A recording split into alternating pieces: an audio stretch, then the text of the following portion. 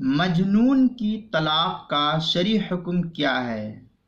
پاگل، مجنون جس کو کہتے ہیں، اس کا شرعی حکم کیا ہے؟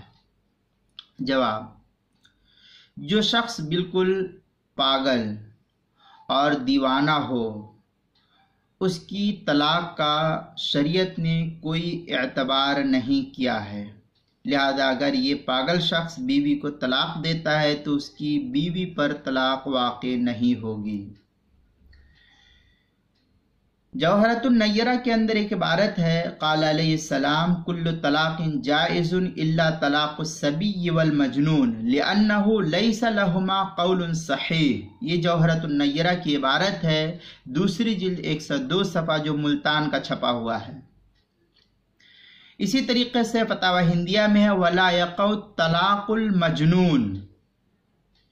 یہ فتاوی ہندیہ کی عبارت ہے، فصل فی من یقع الطلاق کے تحت جو ہے پہلی جلد 353 صفحہ زکریہ بک ڈپو دیوبند کا چھپا ہوا ہے۔ در مختار جو زکریہ بک ڈپو دیوبند کا چھپا ہوا نسخہ، اس کی چوتھی جلد صفحہ 450 پر، اور بحر الرائق تیسری جلد صفحہ 434 صفحہ جو زکریہ بک ڈپو دیوبند کا ہے۔